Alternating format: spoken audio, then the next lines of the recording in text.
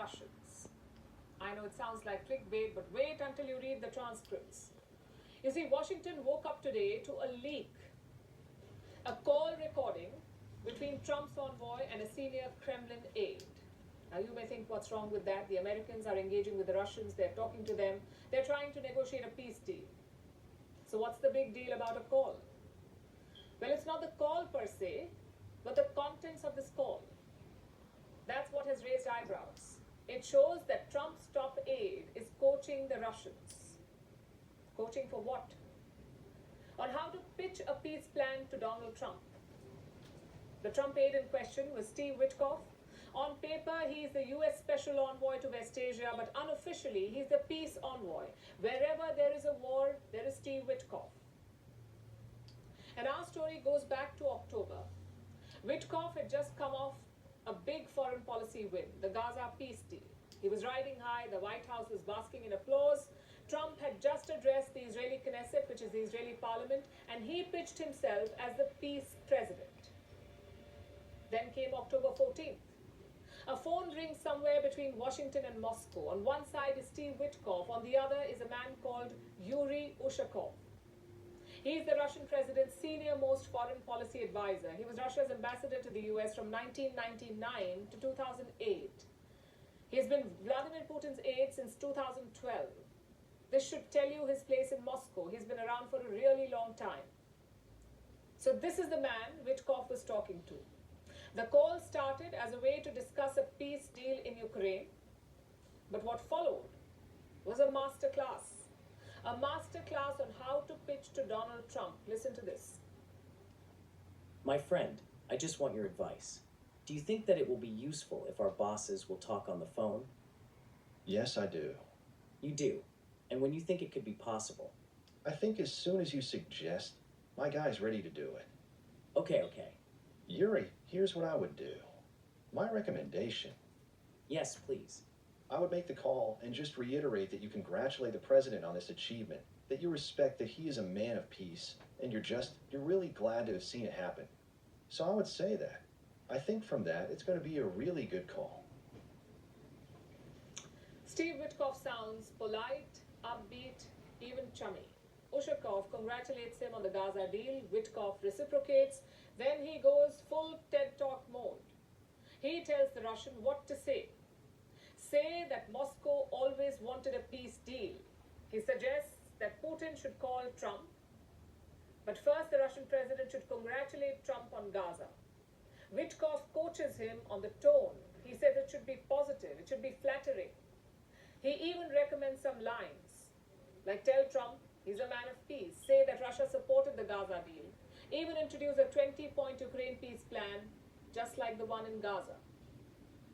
I'm even thinking that maybe we set out like a 20-point peace proposal, just like we did in Gaza.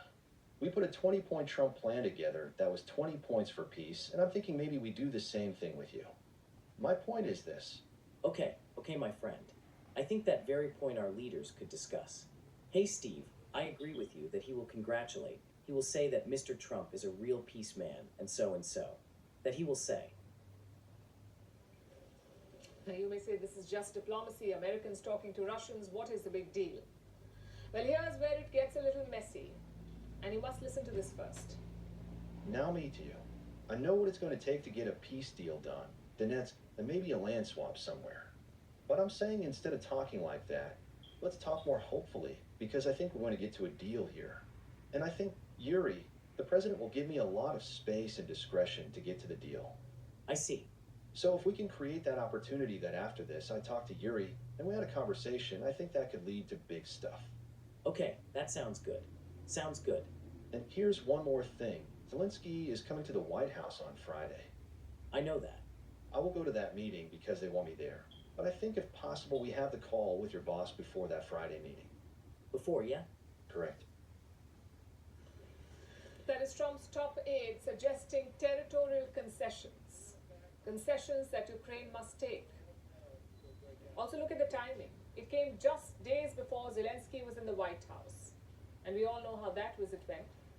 Trump was expressing support for Ukraine. He was even talking about giving them Tomahawk missiles. Zelensky was on his way to Washington. In the meantime, Trump spoke to Putin Putin over the phone. When Zelensky landed, he came expecting tomahawks from the Americans, but Trump did not give him the missiles. Reports suggest the meeting itself was tough. Some even describe it as heated. Trump made some strong statements, and days later, we saw a Ukraine peace plan, the one that favors Russia. So you could say that Witkoff's call with Ushakov was the seed of the peace plan. They make it sound like a roadmap to peace, but it looks more like a Russian wish list with some American formatting. Because they're calling for a land swap, a plan where Ukraine will have to give up the Donbass.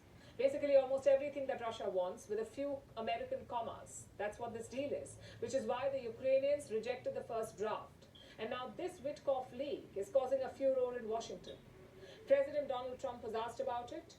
He brushed it off as standard deal making. Coaching the Russians on how to appeal to you. Well, I haven't heard it, no, but that's a standard thing, you know, because he's got to sell this to Ukraine. He's got to sell Ukraine to Russia. That's what a deal maker does. You got to say, look, they want this. You got to convince them with this. You know, that's a very standard form of negotiation. Meanwhile, the Kremlin is on the defensive. It says the call was leaked to derail peace talks. Now, in Trump's world, flattering the opponent is part of the strategy. But here's the problem. When your opponent is Vladimir Putin, flattery starts to look a lot like alignment. So who exactly is writing the Ukraine peace plan? Is it Washington? Or is it Moscow?